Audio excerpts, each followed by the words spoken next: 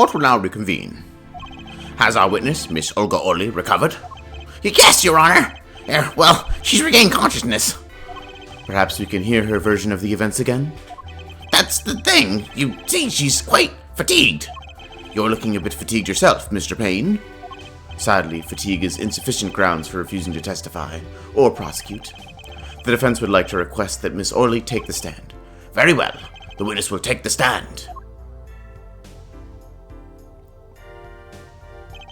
Perhaps you could repeat your name and profession?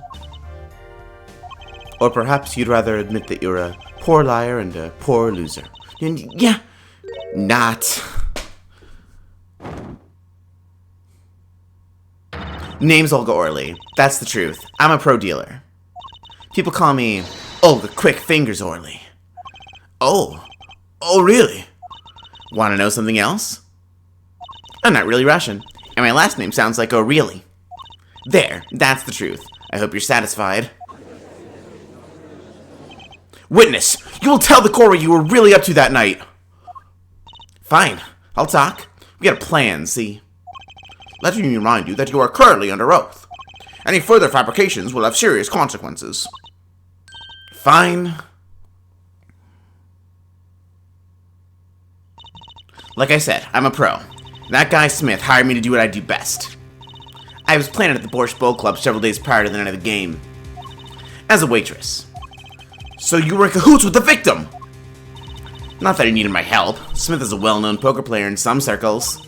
But winning wasn't the main purpose of this game. It was about destroying a legend, the unbeatable Phoenix Wright. The plan was simple, elegant really. You see, we set up a trap of sorts. I was to plant a card in Wright's pocket beforehand, and then deal 5 aces during one of their games. When their hands were revealed, Smith would call him out and search Wright. He would then pull out the planted card and the trap would snap shut. You swapped the cards! Exposed as a cheater and losing on top of it, it would have made a great double play. Just like that, the legend would be dashed to pieces. Indeed. Getting caught red-handed at cheating would cast doubt on all his prior wins. A 7-year legend, destroyed by one little card. That was the plan! Oh really, Orley? How droll. But it appears you made quite the mistake. A mistake? I agree, the trap was elegant. Yet, what happened to that planted card? Hey, that's right! He's lucky, I'll give him that. You'd have to be to slip free from a trap laid by oh, really? The witness would be much cuter if she dispensed with the evil mastermind shtick. Cute? Who wants to be cute? I'm not cute. I'm bad. You hear me? Bad! When you're through being bad, perhaps you could testify to the court. Tell us about this trap and how it was sprung.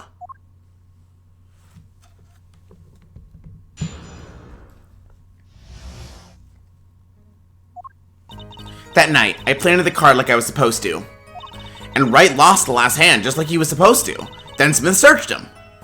But the planted card was gone. The trap failed.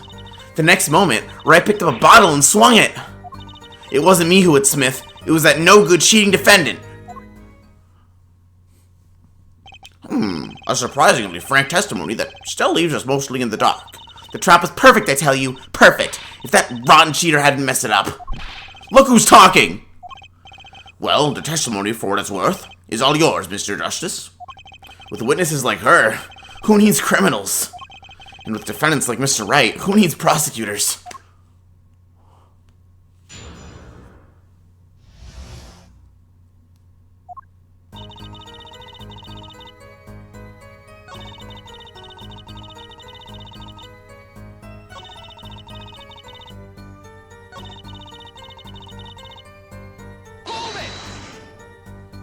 Wait, isn't that a little odd?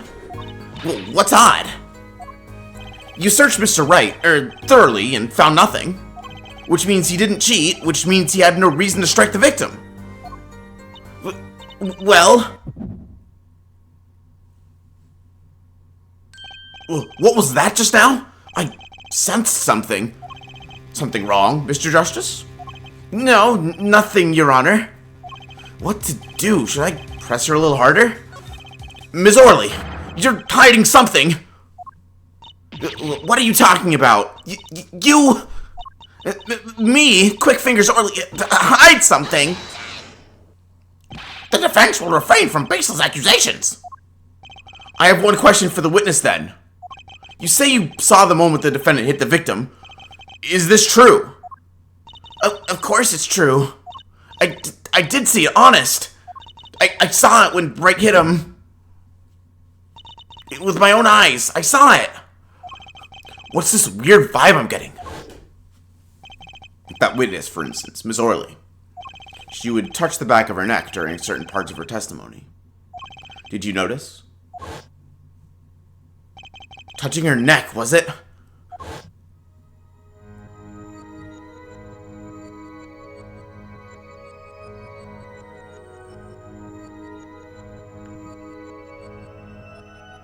Whoa! What's going on? This sensation, it's coming into focus. There, that twitch, it's so clear. It's like I could perceive her habit like I couldn't before. Gotcha!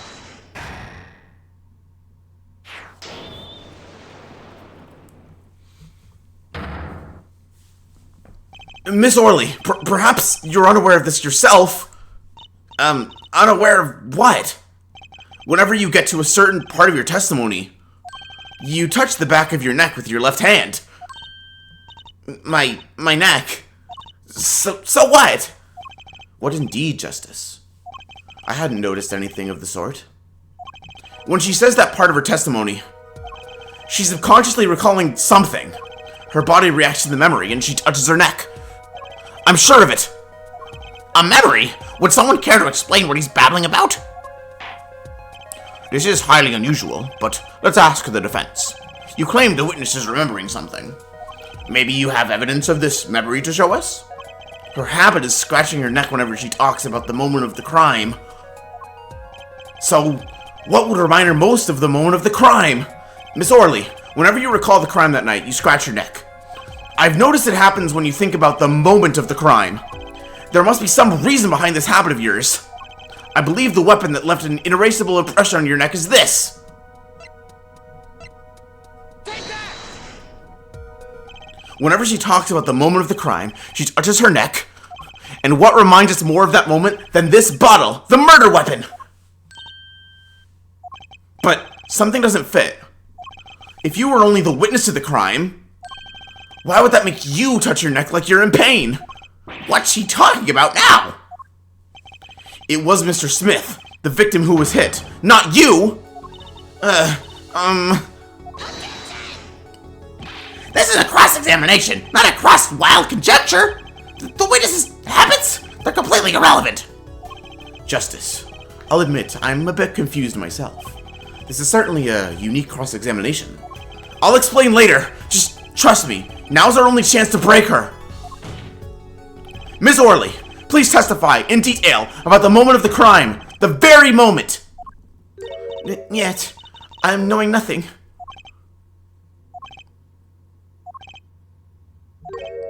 We know you're not Russian.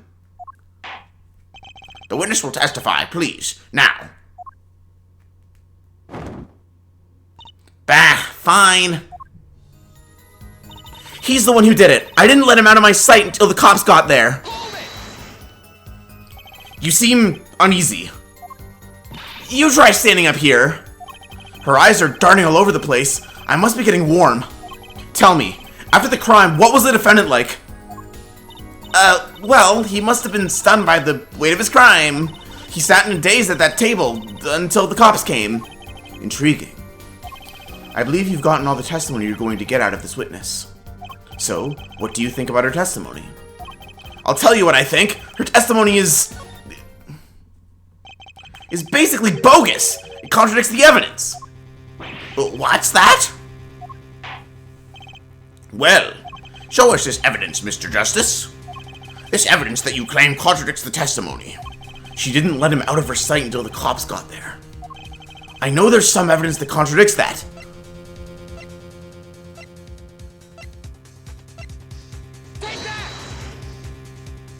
Ms. Orley, we have a record here that clearly contradicts what you said. It states that the police were alerted by a report from the defendant.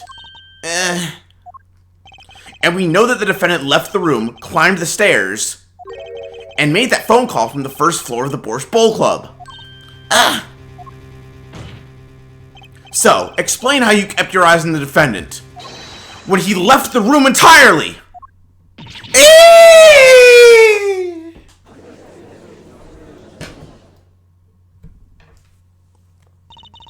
The man who picked up a bottle and swung it that night wasn't the defendant.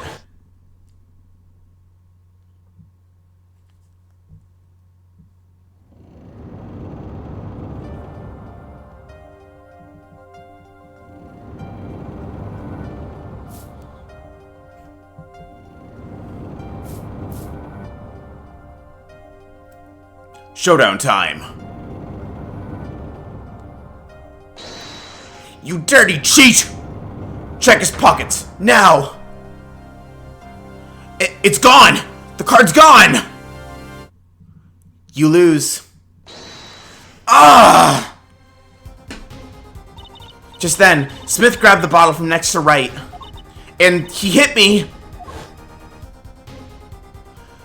You, some master of cheating you turned out to be!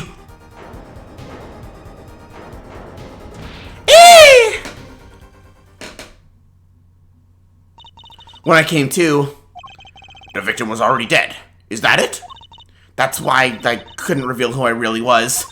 If it came out that I was in league with Smith, I'd be a suspect for sure. Well, where does this leave us? Madness! This is madness! I'm dreaming! It must have been me who was hit with the bottle, and I'm imagining all of this. It appears our prosecution is at his wit's end, and frankly, I can't blame him. Mr. Gavin, what do you think about this turn of events? Mr. Gavin, sir? I believe that, as the defense in this case, we are compelled to call Miss Orly a big, fat liar. What?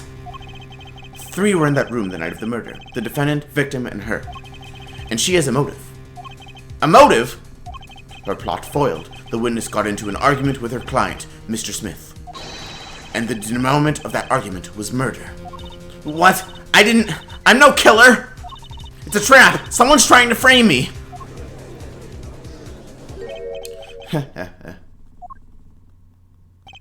What tangled webs we weave when we practice to deceive.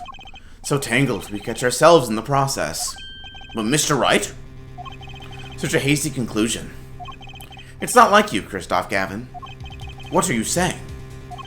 Why not consider the other possibility? That there was another person in the room at the time of the murder. Right, like Mr. Wright was saying before recess. A single card was swapped into the victim's hand after the murder. And the one who swapped the card didn't know 2 colors of cards were being used. A 4th person. Ha! This theory again! Your 4th person doesn't exist! Indeed. That's why I decided to bring this case to court. Here, where there's no escape and no chance for deception. The perfect place to catch the real criminal. The real criminal? And we're in luck. The clue to the real criminal's identity was kindly provided for us. And right at the beginning of the trial, no less. Well, what? Paulo, perhaps you know what I'm talking about. Sorry. Remember what I said. The 4th person who swapped the cards made one critical error. He or she wasn't considering the color on the backs of the cards. Right. But how could such an obvious mistake occur? The cards used for the last game were red. Yet, there is one person here in our court who thought those cards were blue. Yeah, I had that impression too, but why? Well, Apollo, think you can figure out who it was? It's not me, I swear! Who is this 4th person? Why do I always get put on the spot like this? Let's hear what the defense has to say. Who was it? Who thought the cards used in the final game were blue? As I expected. Your eyes and ears are sharp as your hair. I was right? Christoph Gavin. You were the 4th person that night. But of course Mr. Gavin knows the color of the cards! How would he? As you can see, the photo of the crime scene is black and white. You can't tell which of the cards are blue, the ones on the floor or the table. But look! You can see the colors of this photo! Yes, but when he said the cards were blue, it was well before this evidence came to light. It is true that the defendant was engaged in a game of poker with the victim, yet it was only that, a game in the purest sense. A competition, Your Honor. A competition? Yes, a test of wits, a silent clash of passions. Only the cards, their backs wreathed in blue flame, know its final outcome. Well, Christoph? Mr. Gavin? Mr. Gavin, is something the matter? No, nothing. Excuse me, it was just so sudden. Right, you aren't seriously accusing me, are you? Oh, Christoph? You know even I'd never take a joke this far. This has gone beyond ridiculous, beyond dumb. This is insanity. The defendant accusing his own defense attorney of murder. I assure you, I'm quite sane. But what possible connection could Mr. Gavin have to the victim? I wasn't aware that I had a connection to Mr. Smith either. Yes, but Mr. Gavin and the victim have never even met. Well, what if they have? Huh? There is a possibility, after all. They may have met that night, before the game started. What are you suggesting? Is this the truth Mr. Wright was staying silent about? Well, only one thing to do. Mr. Wright, the defense would like to request that you testify to the court. The defense would like to request no such thing. Mr. Gavin? Testimonies must relate to the case. How could anything happening before that game of poker be related? I'm not sure I follow, Mr. Gavin. As I explained before, the defense believes that Miss Orley... Am I to assume you speak for Mr. Justice in this? He is the defense, not you. Mr. Justice, the matter of Mr. Wright's testimony is up to you. Oh, okay. Does the court, in your opinion, need to hear Mr. Wright's testimony? This was Mr. Wright's strategy. He was planning this all along, and I intend to see it through. The defense would like to request that Mr. Wright testify to the court. At 2, Justice, you would betray me, your teacher. I'm sorry, Mr. Gavin, this isn't about loyalty. This is about the truth. Very well. The defendant, Mr. Wright, will take the stand, please.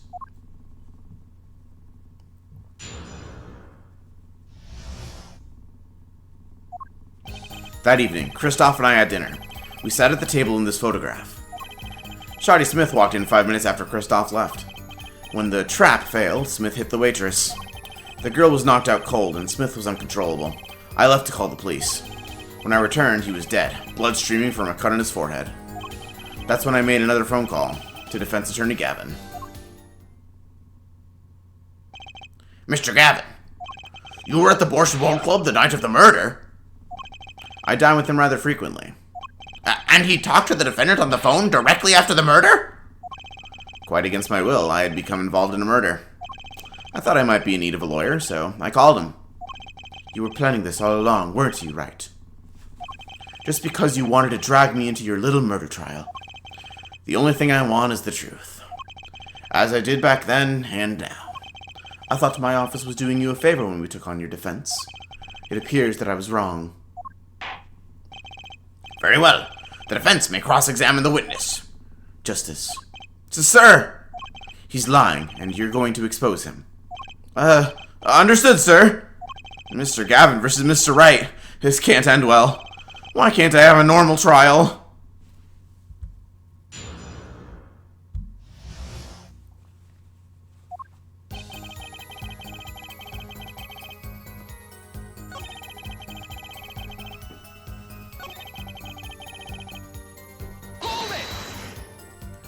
About this failed trap. This is the same trap that Miss Olga Orley mentioned? The plan was simple. Elegant, really. You see, we set up a trap of sorts. I was to plant a card in Wright's pocket beforehand, and then deal 5 aces during one of their games. When their hands were revealed, Smith would call him out and search Wright. He would then pull out the planted card, the trap would snap shut. You swapped the cards! Just like that, the legend would be dashed to pieces. Yes, a harmless prank in essence. It was by a quirk of fate that I happened to discover it. A quirk? I happened to put my hand in my pocket and found a card. The card she planted! Yes, I snuck a peek at it and found it was the 5 of Hearts. I had a feeling something might happen, so I disposed of the card before the game. Disposed? Where? There was an empty bottle of grape juice I had been drinking right beside me.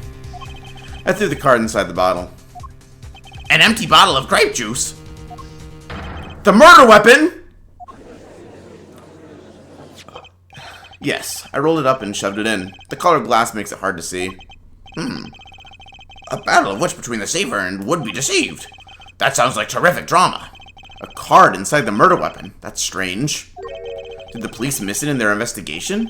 Maybe I'll take a look. Mr. Wright, the poker head of courtroom number 3 approves of this battle of wits. Please revise your testimony with this new information. I discovered the trap during the game and disposed of the card in the bottle.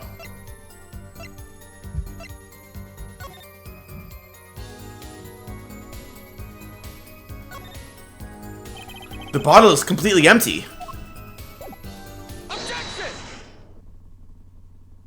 Mr. Wright, if I may? Yes. I've examined the bottle and I don't see any card in here. No? What, Mr. Wright? Surely, isn't all you have to say for yourself? I can't say that I know what happened to the card. I did put it in that bottle, however. Huh? Perhaps a 5th person came and took it out. Oh, and a 6th person could have helped. Mr. Gavin, Mr. Wright is your client. My apologies, Your Honor. I won't have you disparaging our investigation either. We looked inside that bottle. There was nothing. So what's going on? Is Mr. Wright hoodwinking us again? Or did the card just disappear? In any case, please continue the cross-examination. I'm afraid decisive contradictions call for decisive evidence. Oh. Push him harder, Justice. Break him. It's just you and the witness in the ring. Go for the KO. Why'd I get the feeling we're not on our client's side anymore?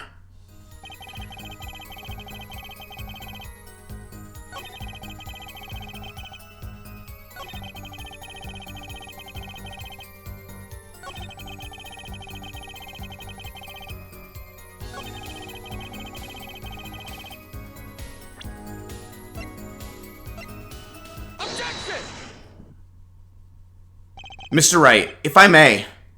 Yes? Take a look at this photograph of the crime scene.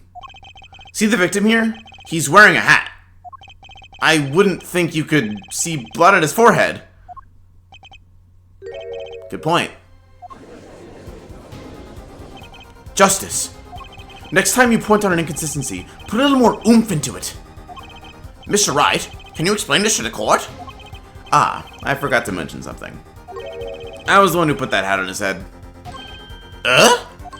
You put the hat on the dead man's head? He wore it through our entire poker game. After calling the police, when I returned to the scene, his head was in full view, shining bright, just like in this photograph. And? I picked his hat up off the floor and put it on his head. Well, why'd you do a thing like that? All I can say is, I'm sorry. But that's the only thing I touched at the crime scene. So, Ms. Orley didn't see it? It being the victim's, his head? I think not. She was out cold. I believe I was the only one who witnessed his head. Ah, here we go again. Mr. Gavin? Pardon. It just seems that our client is determined to lie his way through the case. Hey, he's still our client, isn't he? I believe that's enough of that. Mr. Gavin? This witness's testimony is more like a travesty. It's riddled with lies. I'm beginning to see how you came to lose your attorney's badge 7 years ago. Well, you certainly have a unique way of treating your clients, Kristoff. I never knew. I believe it was you who threw the first stone. Mr. Wright, if you intend to ever tell the truth about this case, it's now or never. Don't be misled. I haven't told a single lie here. When I noticed the trap, I put the card in the bottle to dispose of it. And when I put the hat on the victim's head, let's just say I had a reason for doing that as well. Reason? That reason is right here. Your cell phone? That night, recall that I spoke with Defense Attorney Gavin after calling the police. Just in case, I recorded our conversation. What's this? Now that we're all here, I see no reason why I shouldn't play it back for the court.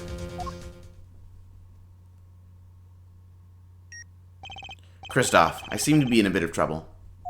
What's this? Game not going well? Something like that. That gentleman who challenged you, he turned out to be good? He turned out to be dead. Someone hit him hard. You mean someone cracked that flawless blown china plate? It wasn't you, was it? Me? Please. The cops should be here any minute. I'm in your hands, should it come to that. Bone china plate? A kind of porcelain, very smooth and shiny. And not plate, but pate. I believe he was referring to a certain gentleman's balding forehead. The court appreciates the defendant's discretion in not indicating my forehead. Wait a second.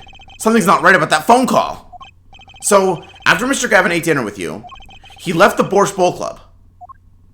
Most certainly. Then how did he know? When did he see this bone china plate? Oh, that's right. Yes. That was when I began to see my good friend in a different light. Troubled, I returned to the crime scene. And when I spotted Mr. Smith's head again, I realized exactly what was wrong. Well, Mr. Gavin, the stage has been set. Perhaps you would like to explain this to the court? Exactly how did you come by your privileged knowledge of the victim's head? So, this is your reason.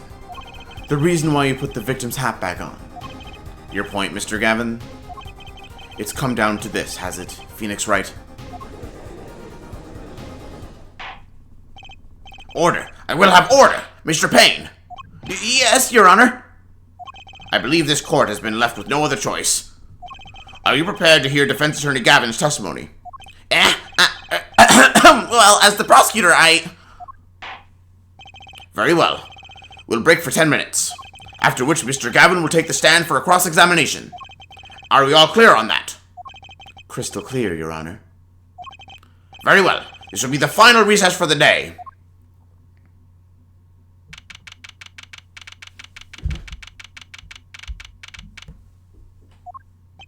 Mr. Gavin and Mr. Wright are both in the judge's chamber. Who'd have thought today would turn out like this? May I? Huh? What? Hello, sir. Please, pick a card. What's this about?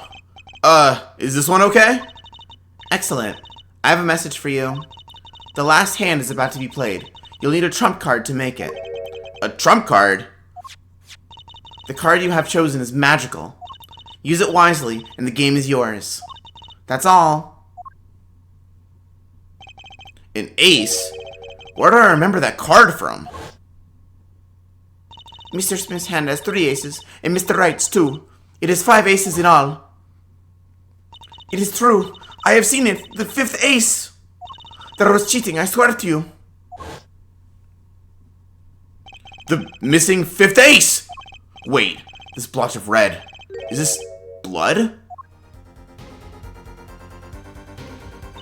You have your trump card. Now it's up to you to cut the deck and draw the truth. My father's fate is in your hands. I know you can do it. This bloodstained card is my trump card for finding the truth? I fell deep into thought as my mind raced to understand what this all meant. That girl, I'd seen her recently, but where? That's when I made the connection.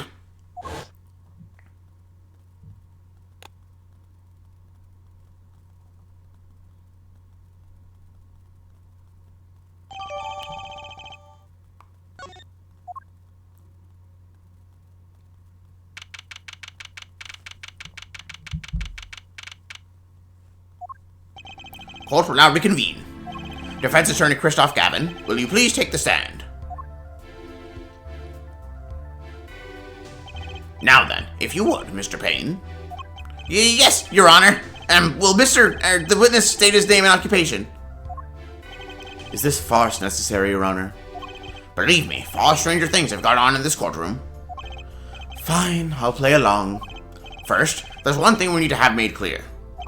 How did you know about the secret beneath the victim's hat? By secret, I'm guessing he means the fact that Mr. Smith was bald. Forgive my curiosity, but what is it about this fellow's head?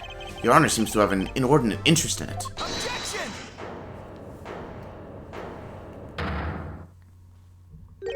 I wouldn't call it inordinate, Mr. Gavin. But Mr. Wright! What do you think you're doing, Wright? Wow, things sure look different from the other side. You know what I mean, Apollo. Speaking of looking from the other side, let's consider something for a second. The victim wore that hat all night, never once taking it off except for that one time. That one time being the instant he was hit. Oh. When Mr. Wright returned from reporting the crime, the hat was lying on the floor. Mr. Wright picked it up and placed it on the victim's head. In other words, in order to have seen Mr. Smith's bald head, you would have had to have been there in the hideout at the time of the crime. In other words, I must be the real killer, is what you're trying to say. Not bad, Apollo.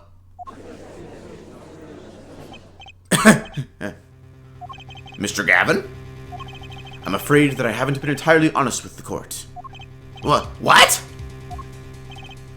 Oh, I assure you, I had the noblest of intentions. I did it all to protect my client, Mr. Wright. Yet, I'm afraid in the current situation I see little reason to hide anything. Very well. Allow me to tell you the truth of what happened that night.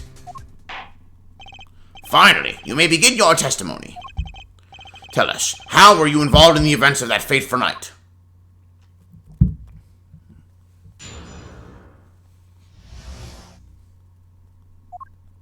The rage I sensed in that man that night troubled me, so I returned to the club. I went down to the basement and peeked in through the little window to the hideout. It must have been right after the murder took place. The victim was dead, as he appears in the photo. A bald head, an unconscious girl, and Wright holding a bottle in his hand.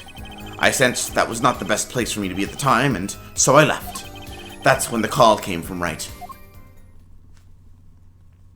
So, you witnessed the murder?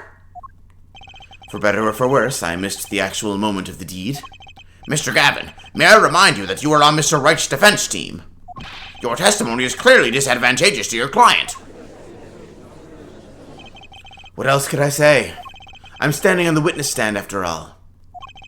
So you are, Mr. Gavin. And you had to testify as you just did. You had to tell them you saw the scene of the crime through that little window. Mr. Wright? You had to say that, because that was the only probable window of opportunity. Right, Apollo? Oh. Mr. Wright, the defense should do the cross-examination, not the defendant. Mr. Justice, are you prepared? Yes, Your Honor. I can't believe I'm going up against Mr. Gavin. This trial is getting weirder and weirder.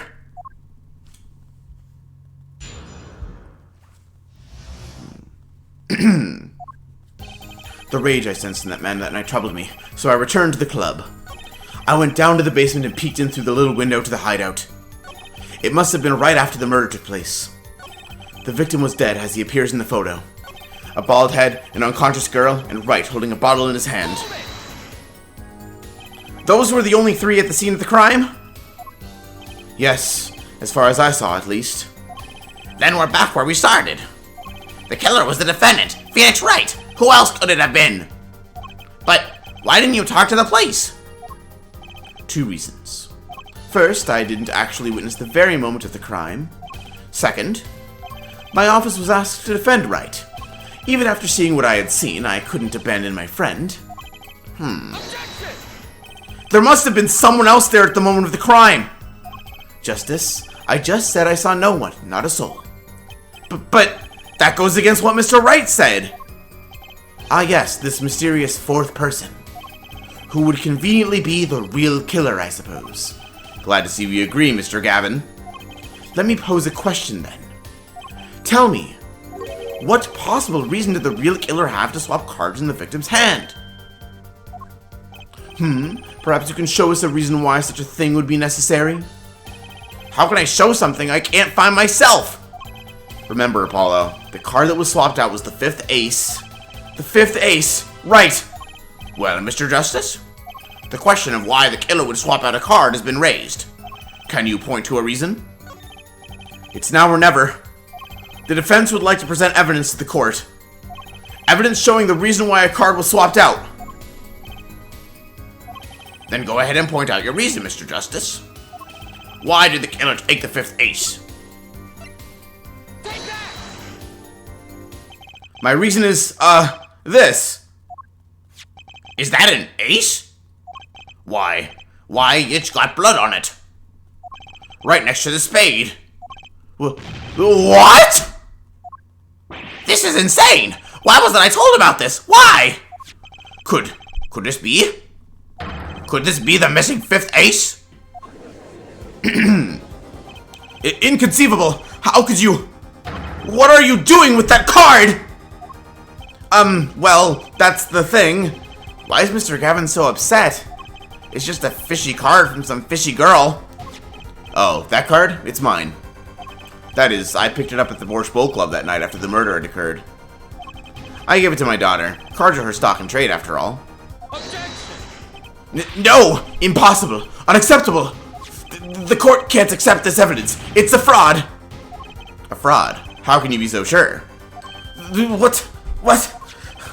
I would think the only person who could claim it was a fraud would be the one who took the real car from the crime scene. The real killer. Allow me to elaborate. What if this trace of blood was the reason? The reason for the killer to take the card from the scene of the crime. Where are you going with this? Take another look at the photo, and at the victim's head. At the moment of the crime, his hat fell to the floor, and a trickle of blood ran from his forehead down the back of his head. Couldn't a drop of that blood have fallen on one of the cards? I suppose! The killer then took the card to hide the blood. Regardless, that evidence is non-permissible. Oh? Right. Regardless of how you wasted the last 7 years, you used to be a lawyer. You know what a serious crime it is to conceal evidence. Oh, we can discuss the finer points of our legal system later. What's important now is that I've answered your question. What are you talking about?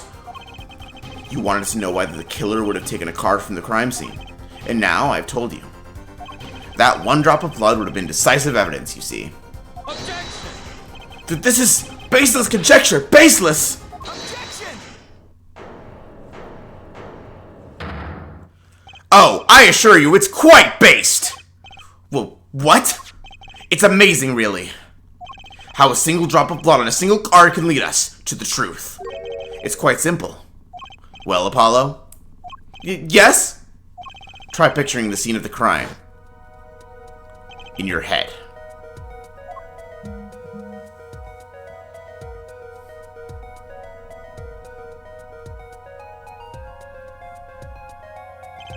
The murder took place in the hideout. The body of the luckless victim was found at the poker table. And, before the killer swapped a card out, there was a single card with a drop of blood on it in the victim's hand. Given this, there is one decisive problem with this scene. Well, what is it? Let's keep it simple, shall we? Given that there was a drop of blood in a card, whose position in this diagram doesn't fit? The victims, the killers, the witnesses, the second witnesses? Whose position doesn't fit with the bloody card?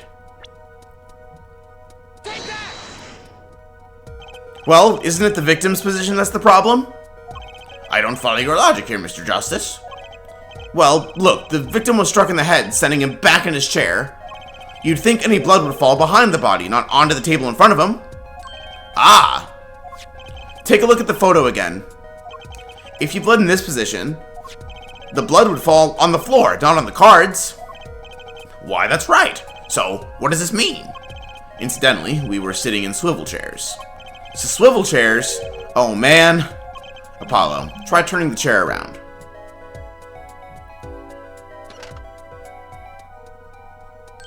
The chair was facing the other way. It would have to be.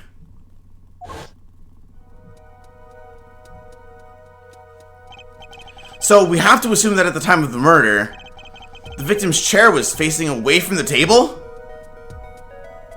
When Mr. Wright returned from informing the police, which way was the chair facing? When I came back to the room, the body was facing as seen in this photo. That would mean the killer turned the chair back around. Let's take the next step. Look at the diagram once more. We know now the victim was facing away from the table at the time of the murder.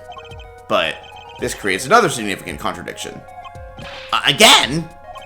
Let's test your reasoning skills again, shall we? Apollo, whose location on this diagram contradicts our new understanding of the crime? The victims, the killers, the witnesses, the second witnesses? Whose location creates a contradiction if the victim was facing away? The victim was struck from the front, correct? Indeed. Well, wouldn't it be hard for the killer to hit him from the front? Sitting where his indicator currently is? I would think it'd be quite hard, yeah? Yes, but what you're saying makes no sense. Why would the victim suddenly turn to face the wall in the middle of a game? I believe a sufficient reason will soon come to light. What? There's something in this diagram that makes far less sense, actually. Look again at the diagram. Apollo, if the victim was struck while he was sitting as shown here, where would his assailant be standing? Try marking it on the diagram. What? But there's no room to put a mark where the killer should be. Don't worry, let's think it through and see what we find. We know the victim was facing toward the wall at the time of the crime. That's the only thing we know for sure. Try to forget about everything else. Where would the killer have to be standing to strike our victim from the front? The killer had to be standing, here! You get points for flair, but that's about all you get. I thought I was onto something there, too. I hardly need to point out that standing there would be impossible. The victim is facing a solid cupboard. Or are you claiming the killer climbed the cupboard and hit him from above? Ha! It's simple logic, really. If this was the only place the killer could have been standing, then that means that, at the very moment of the crime... Wait! I know! At the moment of the crime, the cupboard wasn't there! What's this now? I mean, that's the only explanation. Right, Mr. Gavin? Your Honor, I have a suggestion for the defense. We should arrange to examine the cupboard in the hideout immediately. Bailiff, send a team to the crime scene immediately. Have them try to move the cupboard. Your Honor. What? There's one more thing your men should look for. Please give this to the bailiff. Yes. I see. You do belong in the courtroom after all, Mr. Wright. I do my best.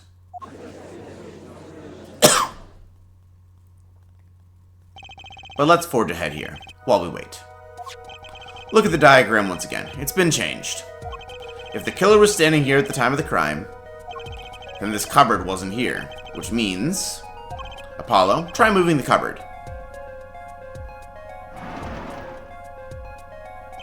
Thank you. As you can see, the cupboard was the problem. At the time of the murder, it has to have been as shown here. Now everything is in place to reconstruct the moment of the crime. Oh my! What's this? Well, what is it now? Look at the diagram of the crime scene once more. It appears we found yet another contradiction. What I believe to be the final contradiction, in fact. Huh? Oh, dang! Notice something, Apollo? Our line of deduction is rapidly approaching its logical conclusion. Now then, Mr. Justice, please point to the new contradicting indicator. Is it the victim, the killer, the witness, the second witness? Which indicator in this diagram contradicts what we know about the crime?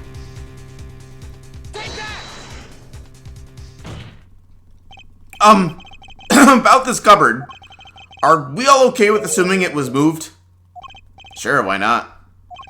Well, if it was, something really doesn't fit. The cupboard would completely cover up the window to the stairs! Ah!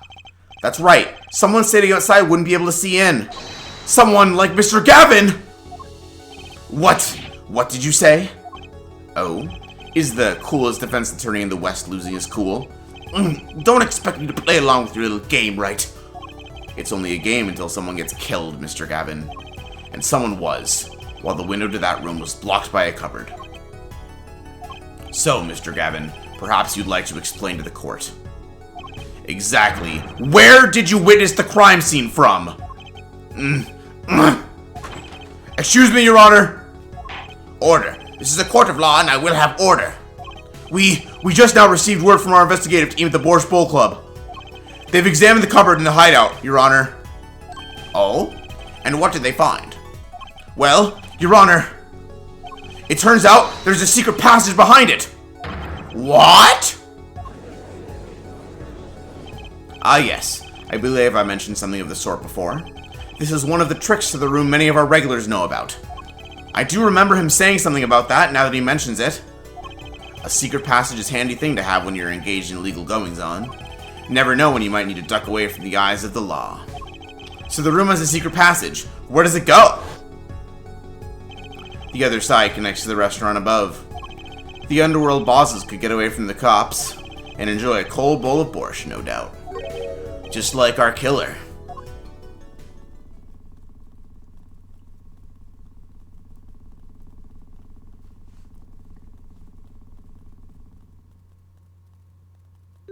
You see where our line of simple deductive reasoning has led us, Apollo? I see it, but I don't believe it. That girl wasn't kidding when she said I needed this trump card for the last hand. At the time of the murder, the window was blocked and the victim's hat was only off his head for the few minutes between Mr. Smith's murder and Mr. Wright's return from calling the cops. In other words, the only place anyone could have seen the victim's bald head was from inside the hideout. Well, Mr. Gavin, come on, say something. Dare I ask what really happened that night? Actually, I think we can probably figure it out ourselves at this point. That night, for whatever reason, our killer had a date with Mr. Smith. A date with destiny. There he crouched, hidden in the secret passageway behind the cupboard, holding his breath, waiting for just the right moment. Then the chance came, and he took it. Ah! Eee! What? Why did you do that? Wait here, I'll get help. Miss Olga Orley was out cold, struck by Mr. Smith. But his time was soon to come. Mr. Wright went upstairs to call the cops, leaving Mr. Shoddy Smith alone in the hideout with the unconscious dealer. Then our killer stepped out from the secret passage and into the hideout. The victim must have heard the cupboard sliding aside. He wheeled his chair around to look, and after the deed was done, the criminal must have seen the blood on the card. He would have, of course, realized the need to destroy the evidence. That single spot of blood told the whole story of the crime. Too bad for him he didn't linger any longer in the hideout that night. If he had, he might have noticed the cards on the floor, and the fact that they were all red! Ugh!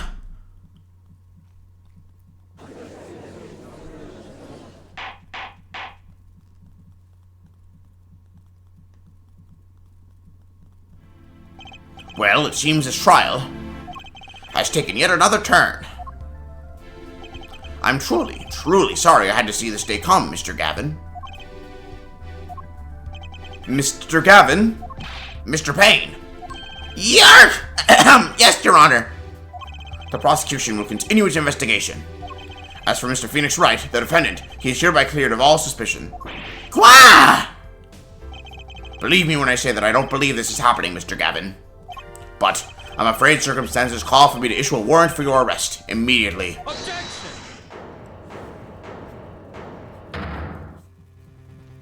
Oh, no need to apologize. I rather enjoyed myself. It's not every day you get to witness a legendary attorney's dirty tactics firsthand. Your point, Mr. Gavin? Frankly, Your Honor, I'm shocked that a person of your caliber would be taken in by such a low-grade parlor trick. Excuse me? The defendant is cleared of all suspicion. This is hardly the time for jokes, Your Honor. Mr. Wright hasn't proven anyone's guilt or innocence here. What he has done is use illegal evidence to put the blame on someone else. And not just anyone else, but me, his own defense attorney. Illegal evidence? Objection! Let me ask you, Mr. Gavin. Is there still any reason at present to suspect me of wrongdoing? Of course. This bottle, for instance. The bottle of grape juice Mr. Wright was drinking. How do you intend to explain away the fingerprints on the murder weapon? And not just any fingerprints. Am I right, Mr. Payne? Actually, yes. The fingerprints on the bottle were, upside down. I seem to recall this being an issue earlier. The court, and in this case, demand an explanation. I can think of only one reason why one would hold a bottle upside down, and that is to hit someone with the bottom of the bottle. Well, Your Honor? See how the caught fish squirms to the last. Well, Apollo? Yes? Your boss seems awfully concerned about this bottle still. But I'm sure you can come up with a suitable explanation, just like that. Yeah, just like what? Why would anyone grab a bottle upside down other than to... Don't let him trick you into thinking his explanation is the only legitimate one. Is there really another? Take another look at the court record. I believe you'll find a simple answer there, in plain sight. How about you just say the answer in plain words? It would be hasty to deliver a verdict on unanswered questions, indeed. Well, Mr. Justice? Mr. Gavin said that the court in this case demand an explanation. Don't worry, justice won't leave until justice is done. Perhaps the defense would care to enlighten the court? What evidence do you have to explain why the fingerprints on the bottle were upside down?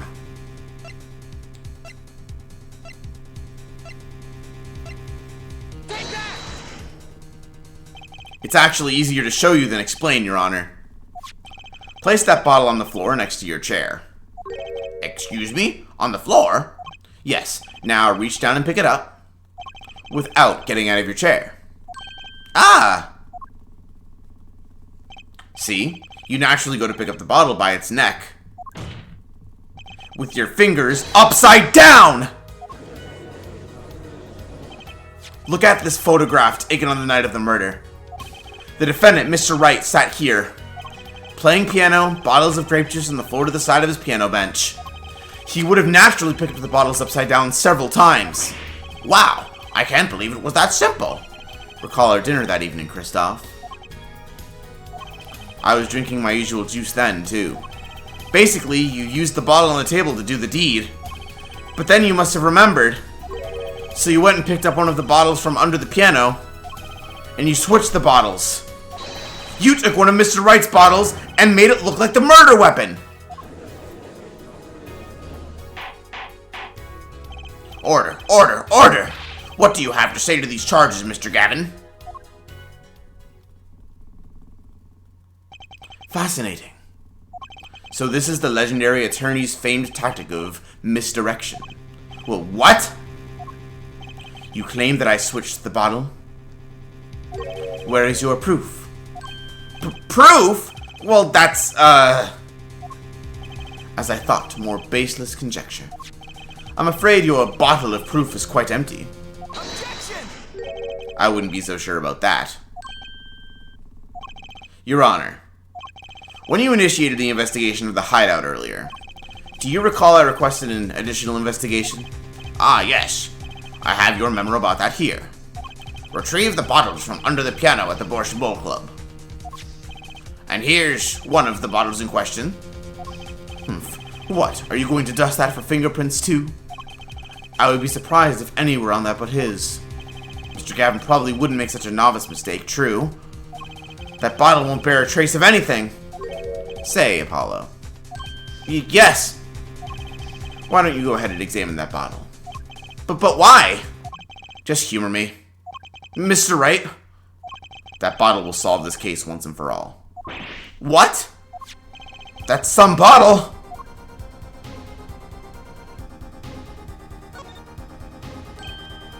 There's something inside the bottle!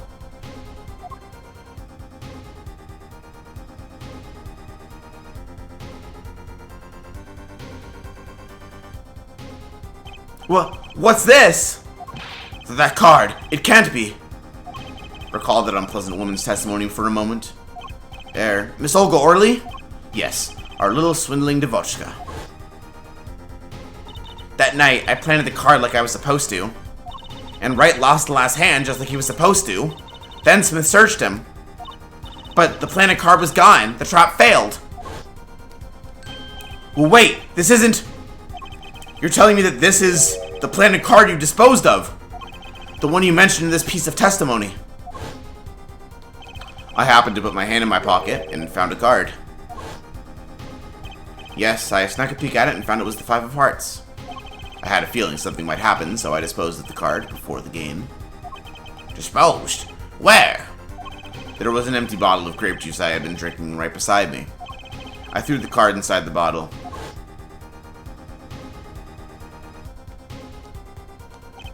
The 5 of Hearts.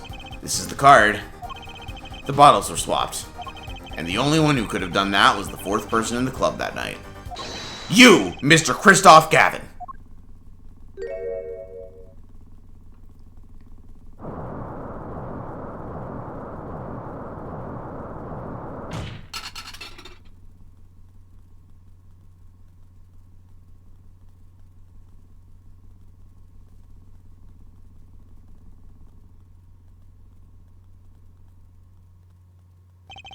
That is all.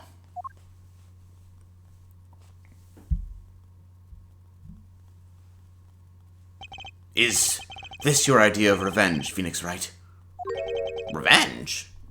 Revenge for the events that took away your attorney's badge 7 years ago? My past is like my logic, straight and true. Nothing's changed. All I did was point the finger of justice in the proper direction. Fine. I'm glad we could have this little tete-a-tete, right? This is insane!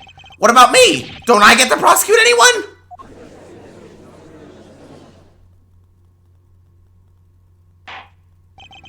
I believe this time we've finally come to the end of our trial. Mr. Payne, do you have a report for us on Christoph Gavin? He's admitted everything. We are processing his arrest now. I see. Still, one has to wonder why he would do such a thing. He didn't even have a connection to the victim, did he? None that we know of. Mr. Wright, have you anything to add? I'm afraid I can't shed any more light on the matter. About this victim, Mr. Shoddy Smith. His occupation was listed as traveler. An odd profession to be sure, and that's all we know about him. I'll arrange a follow-up investigation, Your Honor. Good. Mr. Wright? Yes? 7 years, and you still haven't lost your touch.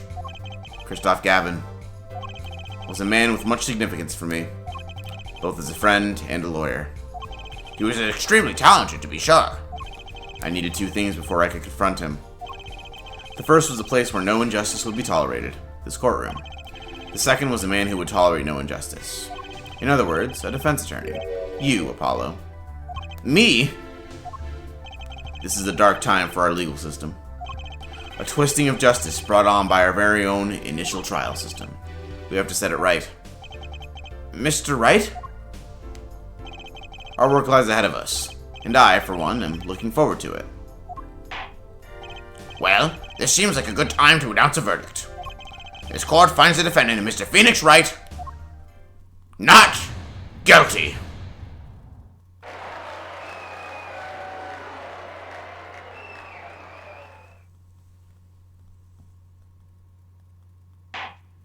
Court is adjourned.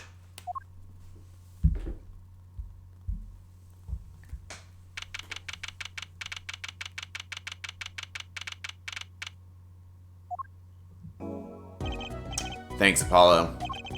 You came through, just like I thought you would. I'm pretty sure I didn't do a thing in there. It was you who cornered the killer. I couldn't have done it by myself. You sensed it too today, didn't you? Your ability. Ability? Yes, a sensitivity I lack.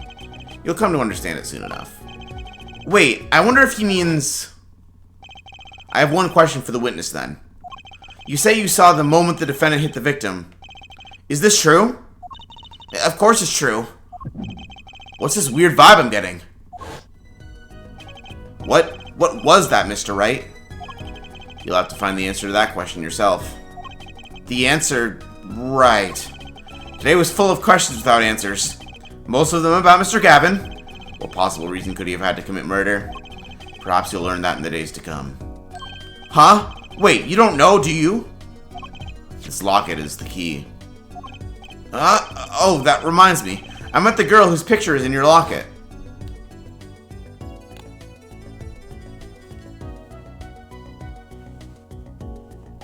Your daughter, right? That's right. She's my daughter. You know, you were right about this locket. I took this off his neck the night he died. But it looks like our dear Russian scam artist saw me. So the truth is, this locket really did belong to him. Wait, but that's perjury! You testified! You said that locket was yours! I said no such thing, actually. Huh? I merely said that it was a locket with my daughter's picture inside. A subtle distinction, but a distinction nonetheless. And it's the truth. Wait, but then, why? Why was the victim wearing a locket with a picture of your daughter inside it? Sometimes the straightest path to the truth isn't the best one. Give it time. You're still just getting started with your career. Speaking of which, I may be out of a job. I work for Gavin Law Offices after all. I still can't believe I just saw Mr. Gavin get led away in handcuffs. Apollo. Yeah? How about coming to work for me? You mean at the writing cola offices? I mean, there's not a single attorney in my generation that doesn't know it. I can't imagine that to be true, but... Wait, but didn't you... You're not a... Oh, I turned in my badge, yes. I'm not an attorney anymore. That incident 7 years ago. That legendary trial. And at the middle of it all was one man, Phoenix Wright. The case reached its sad conclusion, and he left law for good. Have you ever thought about coming back to the courts? I'm not qualified to stand in a court of law, I'm afraid. Didn't you notice in today's trial? There was a single piece of forged evidence. Forged evidence? What are you talking about? I'm talking about evidence that shouldn't have existed. A naughty magician's trick. One piece of evidence struck me as odd as true. It just seemed, well, too perfect. I'll bet this was the forged evidence. You mean this, don't you? I got this from your daughter, Mr. Wright. Yes, that card couldn't have been found at the crime scene. Why? Because the killer took it with him when he left. Leaving the wrong card in its place, luckily for us. The court can't accept this evidence. It's a fraud! A fraud? How can you be so sure? I would think the only person who could claim it was a fraud would be the one who took the real card from the crime scene, the real killer. My verdict was already handed down 7 years ago. Then, you really? Yes, I forged this card. One look at the crime scene should have told you it wasn't real. But you can't do something like that and call yourself an attorney! Who's calling themselves an attorney, Apollo? So it's true. The rumor is true! 7 years ago. None of that matters much now, does it? Gah!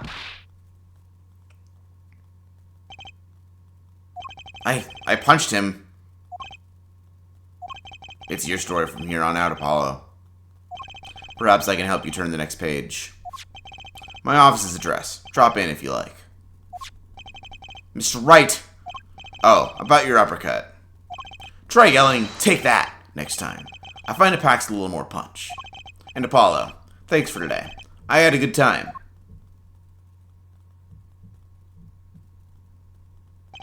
And with that, Mr. Wright walked out the door. And that's how my first trial ended. A lot of mysteries went unsolved. And at the time, I had no idea they were all related. Every mystery that day, connected by a single thread of logic. I'd find that out soon enough. My name is Apollo Justice, attorney at law, and this is how my story begins.